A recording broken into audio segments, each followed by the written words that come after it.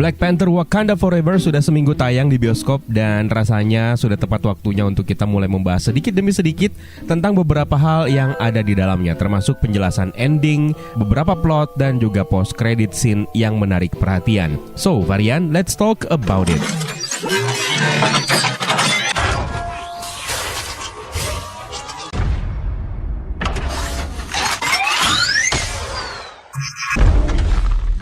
Seperti biasa, sebelum kita mulai, kita harus kasih spoiler warning terlebih dahulu buat kalian yang belum pernah nonton film yang satu ini. Mumpung masih tayang di bioskop, mendingan kalian nonton aja dulu filmnya sebelum lanjut lagi untuk menyimak pembahasan kita kali ini, agar kalian tidak kehilangan cinema experience ketika kalian berada di ruangan bioskop untuk menonton film ini. Secara garis besar, film ini menceritakan mengenai perjuangan Queen Ramonda, Shuri, M'Baku, Okoye, dan Dora Milaje yang sedang berjuang mati-matian melindungi negara mereka, Wakanda, dari campur tangan kekuatan dunia luar setelah kematian King T'Challa. Di saat Wakanda sudah tidak memiliki protektor lagi, ada banyak kekuatan dari negara-negara di luar Wakanda yang berusaha untuk mengeksplorasi vibranium. Dan ternyata eksplorasi vibranium tersebut tidak hanya menargetkan Wakanda, melainkan juga menargetkan lokasi lain, termasuk sebuah kerajaan bawah laut yang bernama Talokan yang ternyata juga memiliki kandungan vibranium di dalamnya. Permasalahan inilah yang akhirnya membawa perseteruan dan konflik hebat antara Wakanda dan Talokan yang dipimpin oleh Namor. Mengesampingkan dua perbedaan yang mencolok, di mana yang satunya berada di permukaan, sementara kerajaan yang satunya berada di bawah laut, kedua wilayah yang berseteru ini sebenarnya memiliki persamaan yang sangat kental, yaitu sama-sama memiliki kandungan vibranium, dan juga sama-sama menutup diri dari dunia luar. Amerika ternyata menambang vibranium di lautan dengan menggunakan detektor vibranium yang pernah dibuat oleh salah seorang mahasiswa MIT yang bernama Riri Williams. Sayangnya upaya mereka untuk menambang vibranium dari lautan digagalkan oleh para pasukan Talokan atau Talokanil dan membuat Namor akhirnya menemui Queen Ramonda dan Shuri dengan melewati perbatasan Wakanda dengan menggunakan jalur di bawah permukaan air. Namor lalu mempertanyakan keputusan Wakanda yang membuka diri terhadap dunia bahwa mereka memiliki kandungan alam berupa vibranium yang telah membuat negara-negara lain tergoda untuk mencari kandungan vibranium lain di permukaan bumi. Disinilah akhirnya Namor mengungkap bahwa Talokan juga memiliki kandungan vibranium sambil menyerahkan mesin detektor vibranium dan meminta Wakanda untuk membantunya mencari pencipta mesin tersebut, yaitu Riri Williams. Bagaimana caranya Talokan bisa memiliki kandungan vibranium? Sebenarnya penjelasan singkat Shuri cukup masuk akal untuk menjelaskan hal tersebut, di mana vibranium ini sebenarnya merupakan metal terkuat di semesta yang tiba di bumi bersama dengan meteorit yang jatuh di wilayah Afrika, tepatnya di Wakanda. Namun ada kemungkinan ada meteorit lain yang juga ikut terjatuh di wilayah Samudra Atlantis, tepatnya di Talokan. Dalam adegan flashback, suku Yucatan terkena bencana wabah dan salah satu dari mereka menemukan sebuah tanaman aneh di bawah laut. Tanaman ini kemudian diekstrak untuk diambil intisarinya, lalu kemudian mereka meminumnya untuk menghilangkan atau menyembuhkan penyakit yang mereka derita.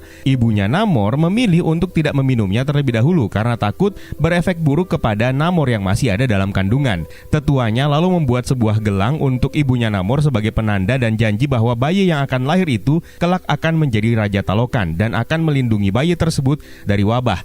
Namun pada akhirnya, ibu Namor akhirnya memilih untuk meminum ramuan tersebut. Seperti yang dijelaskan di film pertama Black Panther, Basenga menjadi Black Panther pertama setelah meminum ramuan Heart Shape Heart. Jadi ketika meteorit vibranium itu jatuh ke bumi, efeknya mempengaruhi tanaman yang tumbuh di sekitar daratan Afrika tersebut. Maka ini pula lah yang juga terjadi kepada tanaman yang tumbuh di bawah laut ketika pecahan meteorit yang sama jatuh di sana. Dengan memperhitungkan adanya pecahan meteorit lain yang membawa vibranium ke bumi, maka bisa saja ada daerah lain yang tersembunyi yang juga ikut memiliki kandungan vibranium, namun belum tereksplorasi. Namor menegaskan dirinya adalah mutant. Ini juga merupakan konfirmasi pertama mutant di MCU setelah sebelumnya hanya sekedar petunjuk saja. Memang sebelumnya sudah ada mutant yang diperkenalkan dalam film Doctor Strange in the Multiverse of Madness. Namun untuk realitas utama, kita masih belum memiliki mutant. Sebelumnya hanya sekedar petunjuk saja, baik itu dari nama karakter ataupun theme song yang terputar di adegan yang ditampilkan. Seperti yang kita tahu, di Infinity Saga kita punya Wanda Maximoff dan Pietro Maximoff. Mereka sebenarnya adalah mutant dari source materialnya. Meskipun ada sejumlah penceritaan yang berbeda. Namun di sini tidak pernah terkonfirmasi kecuali adegan flashback yang memperlihatkan Wanda di masa kecilnya ternyata sudah memiliki kekuatan telekinesis jauh sebelum dia menjadi objek eksperimen Mind Stone. Namun di series WandaVision,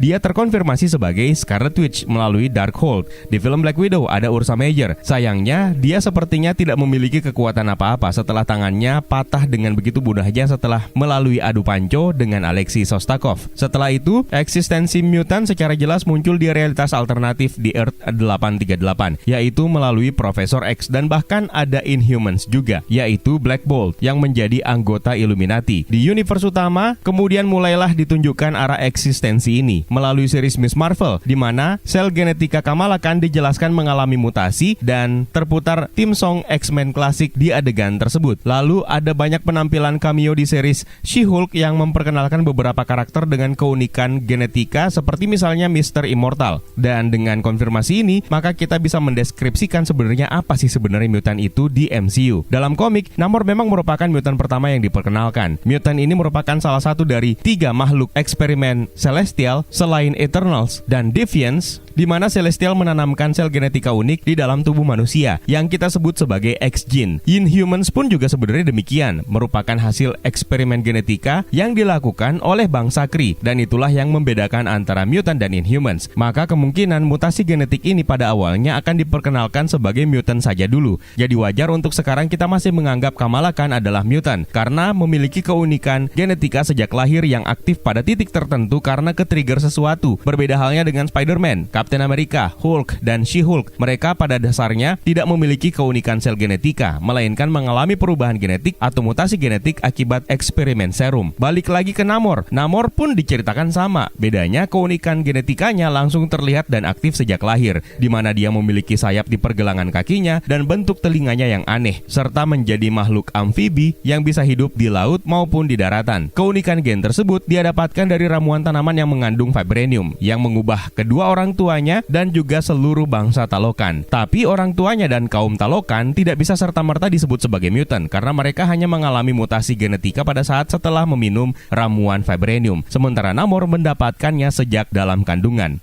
Beruntunglah Shuri bisa mendapatkan hadiah gelang milik Namor yang terbuat dari tanaman yang memiliki kandungan radiasi vibranium di Talokan. Inilah yang membuatnya bisa menciptakan heart-shaped herb sintetis sehingga memberinya kekuatan untuk menjadi Black Panther yang berikutnya. Dengan demikian, sebenarnya vibranium tidak hanya bisa dikembangkan untuk senjata saja melalui unsur metalnya, melainkan juga bisa memberikan penggunanya kekuatan dan keunikan sel genetik melalui tanaman yang tumbuh di sekitarnya. Itulah yang terjadi pada T'Challa dan Shuri sehingga mereka menjadi Black Panther. Melihat keunikannya ini malah memunculkan sebuah teori yang unik. Meteor yang jatuh ke bumi jutaan tahun yang lalu sebenarnya mungkin saja bukan meteor biasa yang tiba dan menabrak bumi akibat fenomena antariksa. Bisa saja itu adalah meteor yang dikirim dari luar angkasa untuk menciptakan makhluk terkuat di bumi melalui kandungan vibranium dan radiasinya. Apakah mungkin meteor ini dikirim oleh Celestial dalam rangka penciptaan mutan yang akan membuatnya hadir secara acak karena tidak sembarangan orang bisa mengaksesnya? Jika memang benar, maka lengkaplah langkah Celestial untuk menciptakan 3 makhluknya setelah sebelumnya sudah ada Eternals dan Deviants. Shuri akhirnya berhasil menciptakan heart-shaped herb dan meminumnya. Seperti biasa, dia akhirnya masuk ke Ancestor Plane untuk bertemu dengan para leluhurnya. Dalam hal ini adalah ibunya, orang terdekat yang paling dia kenal. Apalagi Shuri memang sangat jarang berinteraksi dengan orang lain, khususnya pasca kematian T'Challa. Dia lebih banyak menghabiskan waktu di laboratoriumnya. Setelah masuk ke Ancestor Plane, Shuri pun akhirnya tiba di sebuah alam yang merekonstruksi bentuk ruangan tahta kerajaan Wakanda. Sayangnya bukan ibunya yang dia temui, melainkan N'Jedaka alias Eric Killmonger, sepupunya. Apa sebenarnya yang terjadi? Kenapa Shuri tidak bertemu dengan ibunya? Sebenarnya ini adalah aturan yang sangat membingungkan, kecuali satu hal yang bisa menjelaskan semua ini, yaitu dendam. Awalnya kita harus melihat karakteristik dari Shuri terlebih dahulu. Dia ini adalah anak yang berbeda dengan kakaknya. Shuri adalah saintis, seorang anak jenius yang tergila-gila dengan ilmu pengetahuan, bertolak belakang dengan kakaknya, T'Challa yang sangat religius. Perilakunya bahkan bisa kita lihat sejak Black Panther pertama, di mana dia dia lelah mengikuti segala macam tradisi leluhur Wakanda. Dia bahkan bosan dengan arena pertarungan memperebutkan tahta kerajaan. Wajar jika di awal film, Shuri diperlihatkan tidak mengakui eksistensi Dewi Bast. Dia meminta tolong kepada Dewi Bast, dengan imbalan dia tidak akan lagi mempertanyakan eksistensinya. Sains dan religi memang merupakan dua hal yang cenderung bertolak belakang, bukan? Kondisi semakin diperparah setelah dia gagal menciptakan Heart Shape Herb sintetis untuk menyelamatkan nyawa kakaknya. Inilah yang memupuk dendam kesumat yang semakin menyala di dalam dirinya.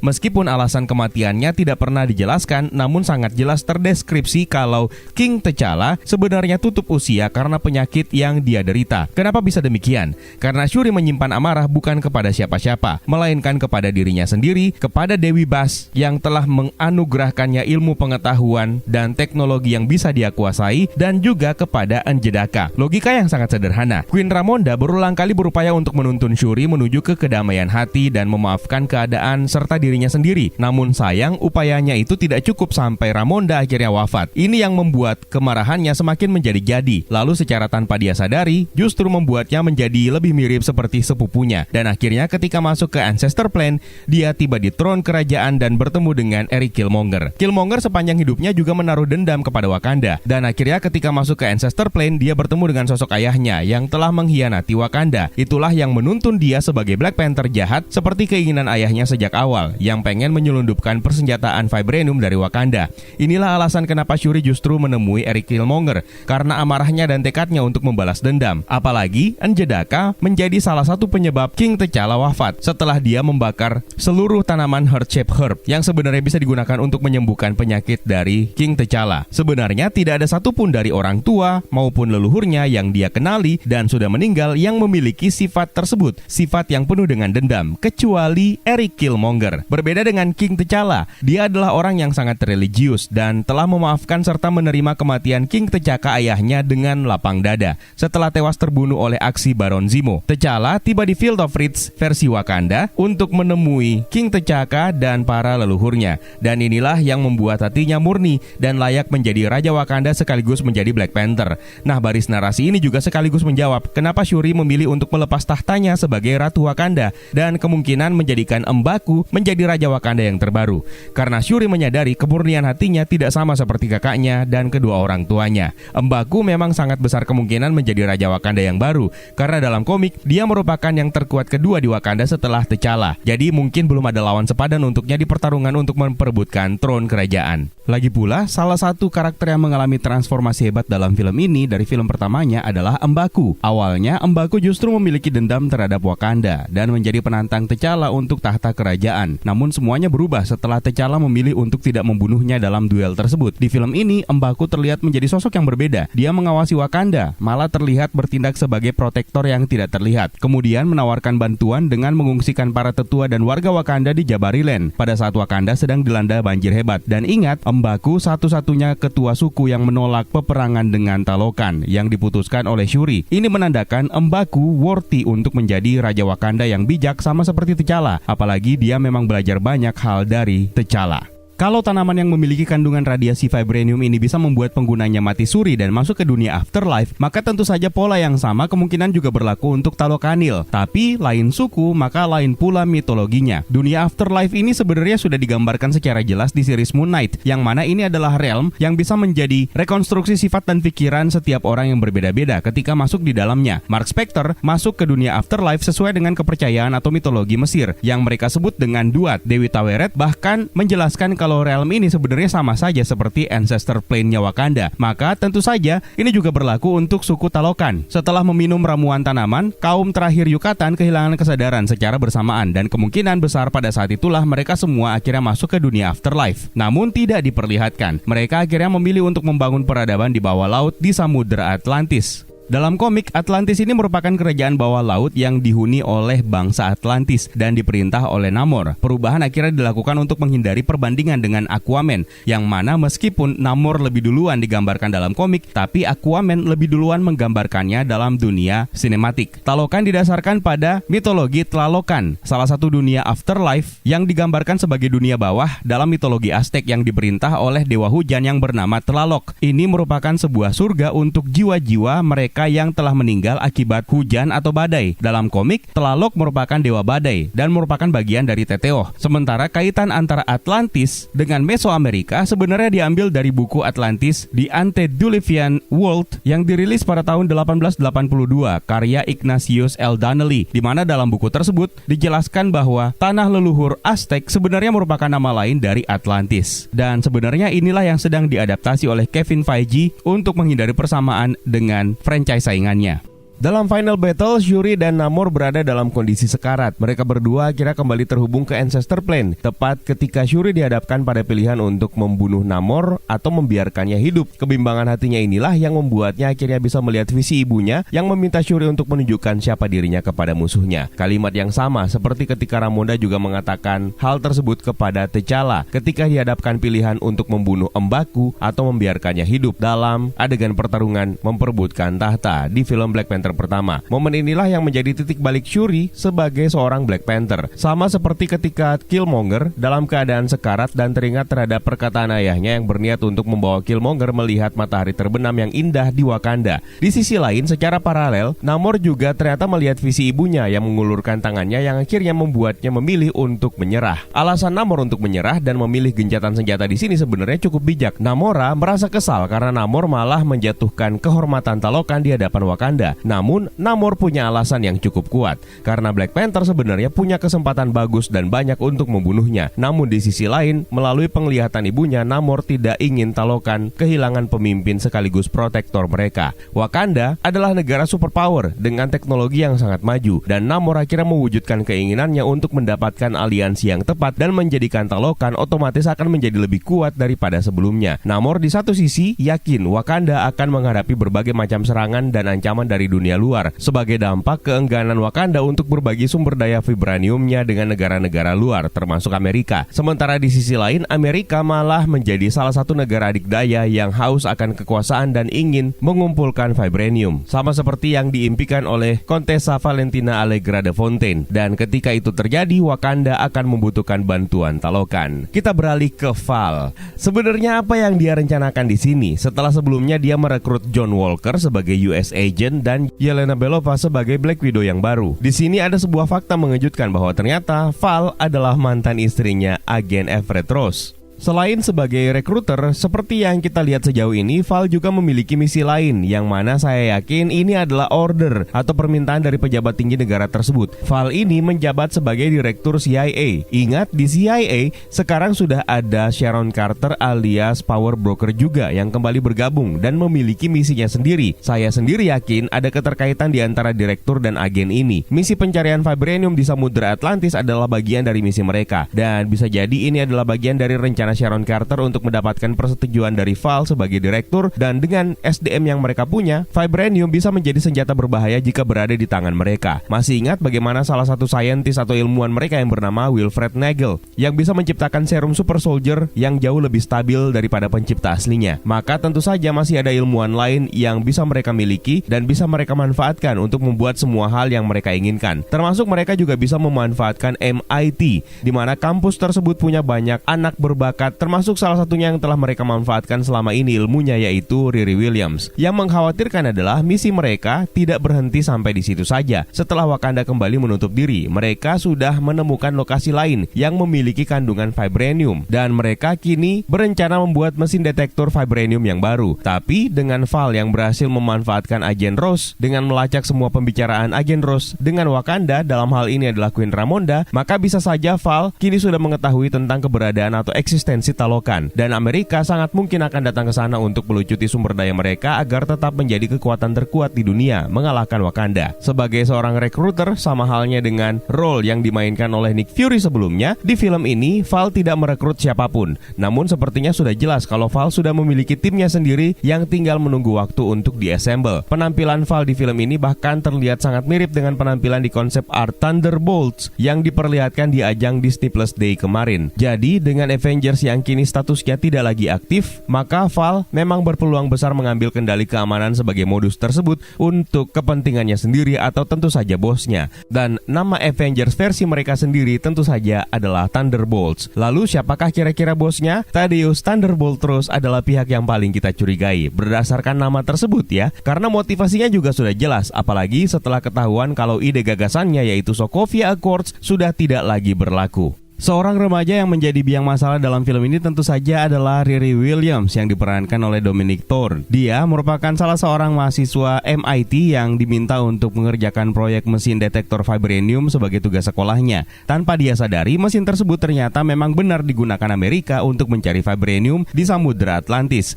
Rupanya Riri Williams tidak hanya menciptakan mesin vibranium, dia juga menciptakan armor terbangnya sendiri yang didasarkan pada teknologi Stark Industries. Dan dia melakukan semua ini di sebuah garasi yang dijadikan sebagai bengkel laboratorium. Ini senada dengan origin komiknya di mana dia berhasil membuat prototipe armor Iron Man di sekolahnya. Dia kemudian membuat armor keduanya dengan bantuan Artificial Intelligence Tony Stark dan jadilah dia mendapatkan namanya sebagai Ironheart. Sayangnya di film ini dia belum mendapatkan nama tersebut meski dia sudah menciptakan dua armor yaitu armor Mark I dan armor Mark II-nya. Ini wajar mengingat dia akan memiliki series sendiri dan di sanalah dia akan menemukan nama yang pas untuk aksi superhero-nya sebagai Ironheart. Sayangnya, meski Shuri memuji setinggi langit desain armor Ironheart Mark II-nya, namun Shuri tidak bisa mengizinkan Riri untuk membawanya pulang ke Amerika. Maka dengan segala talenta yang dia punya, Riri masih akan tetap terus fokus dengan pendidikannya. Dan jangan mengharapkan Tony Stark akan menjadi mentornya lagi ya, karena kini peran tersebut akan diambil alih oleh Shuri. Peran Wakanda di sini untuk Riri Williams sebenarnya juga cukup besar, karena jika salah, Riri Williams bisa saja akan terus dimanfaatkan untuk membuat sesuatu demi tujuan yang tidak jelas dan bahkan untuk tujuan kejahatan. Wakanda akhirnya menunjukkan bahwa semua temuannya bisa digunakan untuk kebaikan dan dari sinilah moral kompasnya akhirnya terbentuk. Lantas apa yang akan terjadi sama agen Everett Ross? Dia akhirnya ditahan setelah ketahuan oleh Val dia memiliki hubungan komunikasi dengan Wakanda secara rahasia melalui manik-manik Kimoyo atau Kimoyo Beads milik Shuri yang dia temukan di jembatan ketika dengan penyerangan Atuma dan pasukannya terhadap Okoye, Shuri, dan Riri Williams. Melihat kondisi penahanan agen Ross, maka kemungkinan besar dia akan menjadi kunci pertahanan yang kuat untuk Wakanda karena dia paling tidak memiliki banyak informasi penting yang bisa dimanfaatkan untuk membuat Wakanda bisa mempersiapkan diri jika saja mereka akan diserang oleh negara lain, termasuk Amerika. Ini cukup menarik, mengingat dalam komik, agen Ross berperan penting memberikan informasi kepada pemerintah Amerika dalam upaya mereka menginvasi Wakanda. Ini diceritakan dalam komik Black Panther volume 4 isu nomor 1 dan 2. Tapi melihat kondisi yang terjadi di film Black Panther Wakanda Forever, maka kemungkinan besar role-nya bakalan terbalik. Everett Ross justru akan membantu Wakanda dalam memberikan informasi yang penting tentang Amerika. Saya malah cenderung mengesampingkan kemungkinan Ross mengkhianati Wakanda karena dia berhutang nyawa terhadap Wakanda. Kecuali Ross berada di bawah ancaman yang mengharuskannya untuk menjalankan misi berpura-pura ditahan lalu diselamatkan oleh Okoye. Atau kemungkinan terburuk, Ross yang ditangkap di akhir film ini adalah Skrull yang menyamar menjadi agen Ross. Sangat mungkin terjadi mengingat sehabis ini ada series Secret Invasion di mana agen Everett Ross juga ada di series tersebut. Bisa saja pemerintah Amerika sekarang sudah disusupi oleh kaum Skrull yang ingin melakukan pemberontakan dan menciptakan kekacauan global. Berbicara soal Okoye, posisinya kini sudah digantikan oleh Ayo sebagai Jenderal Dora Milaje. Okoye sendiri sekarang bergerak sebagai special agent di bawah armor Midnight Angels. Kalau dilihat dari desain armor ini, sepertinya terbuat dari vibranium yang bisa memberi penggunanya berbagai macam kekuatan super. Anggota Midnight Angels ini untuk sementara baru 2 orang, sesuai dengan jumlah armor yang diciptakan oleh Shuri. Mereka adalah Okoye dan Aneka. Dalam komik, Midnight Angels ini menggunakan armor yang sebenarnya tidak terbuat dari vibranium dengan alasan untuk menghindari logam terkuat tersebut bisa dikendalikan oleh Dr. Doom. Jadi urgensi kehadirannya mereka dalam komik sebenarnya adalah untuk menghadapi Dr. Doom. Sayangnya Dr. Doom tidak ada dalam film ini. Untuk penjelasan berikutnya mengenai masing-masing karakter dan juga easter egg serta detailnya akan kita bahas lebih mendalam di konten breakdown kita ya. Sekarang kita langsung saja beralih ke post credit scene. Film ini secara mengejutkan mengenalkan karakter baru yang merupakan anak dari Nakia dan T'Challa. Anak ini sebenarnya sudah diperlihatkan duluan di babak pertengahan film, yang mana dia dan teman-temannya menuntun Queen Ramonda untuk bertemu dengan Nakia di Haiti. Barulah di post credit scene ini diperjelas kalau anak tersebut adalah anak hasil hubungan Nakia dan T'Challa. Nah, kenapa Nakia ada di Haiti dan kenapa dia tidak hadir di pemakaman T'Challa di awal film ini. Sebenarnya sudah dijelaskan oleh Nakia, dan kalau dirunut kita mulai dari tahun 2018 di mana Nakia sedang mengandung putranya dan dia diasingkan agar terhindar dari keterlibatannya dalam Battle of Wakanda ketika para Avengers menghadapi pasukan Thanos. Nakia yang sedang mengandung putranya ternyata selamat dari kejadian snap, namun sayangnya dia mengetahui kalau T'Challa dan Shuri ikut menghilang akibat snap Thanos tersebut. Dalam suasana duka, Nakia yang sedang mengandung ini akhirnya memutuskan tanpa memberitahu siapapun pindah ke Haiti. Di sanalah kemudian dia melahirkan putranya. Setelah 5 tahun tinggal di sana, dia sudah memiliki rumah dan membesarkan putranya seorang diri. Dia juga ikut membantu untuk mengurus di sebuah panti asuhan di dekat rumahnya, lalu di sana bekerja sebagai kepala sekolah. Pada tahun 2023, Nakia lalu dihubungi kembali oleh King T'Challa yang akhirnya dihidupkan kembali dalam kejadian The Blip, dan T'Challa pun mengunjungi Nakia di Haiti dan bertemu dengan putranya. Di tahun 2024, T'Challa memberitahu Nakia tentang penyakitnya dan mempersiapkan dia dan putra mereka untuk kemungkinan terburuk, yaitu kematian T'Challa akibat penyakitnya tersebut. Dia juga mengatakan bahwa ketika T'Challa meninggal, dia menginginkan Nakia dan putranya tidak perlu hadir ke acara pemakamannya. Dan mereka berdua pun akhirnya membuat upacara kecil-kecilan untuk mengenang kematian King T'Challa. Alasan King T'Challa juga sangat bisa diterima, di mana dia menginginkan anak mereka berada jauh dari tekanan Golden Tribe di Wakanda yang secara otomatis akan membuatnya menjadi pewaris tahta kerajaan. Dia kepengen anaknya bisa lebih luas untuk memandang dunia luar, yang mana Shuri yang terlihat sangat tertutup terhadap dunia luar,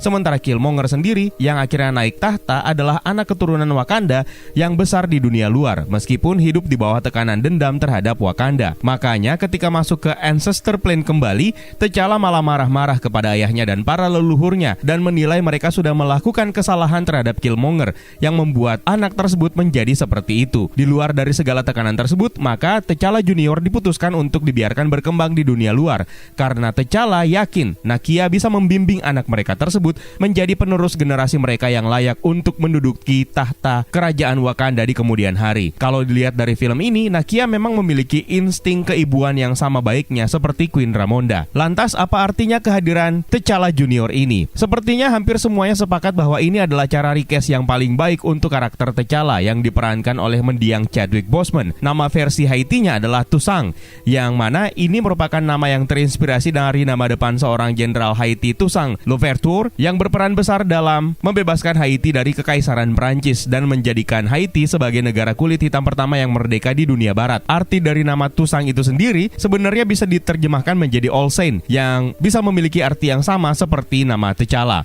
Maka kita bisa saja melihat Toussaint atau T'Challa Junior ini bisa mendapatkan kekuatannya sebagai Black Panther di usia remajanya setelah Shuri berhasil menciptakan heart-shaped herb sintetis yang akhirnya dikembangbiakkan kembali. Jika dia bisa mendapatkan kekuatannya di usia muda, maka T'Challa Junior bisa saja menjadi bagian dari perencanaan terbaru untuk proyek Young Avengers, mengingat usianya yang masih sangat belia. Berdasarkan komik, T'Challa memang punya anak, namun hasil dari hubungannya dengan Ororo Monroe alias Storm, dan anak ini bernama Azari T'Challa, yang juga ternyata menjadi anggota Next Avengers meskipun kejadiannya berada di universe alternatif. Hanya saja karena mutant dan X-Men di MCU masih sangat minim diperkenalkan, maka hal tersebut berubah dengan menempatkan Nakia sebagai pasangan T'Challa. Apakah T'Challa Junior ini akan punya hubungan dengan Ororo Monroe nantinya? Sangat mungkin terjadi, dan itu bisa berarti Ororo Monroe juga masih kecil di timeline ini. Hanya saja rasanya terlalu receh ketika T'Challa Junior ini yang masih bocah langsung kita kait-kaitkan dengan urusan percintaan.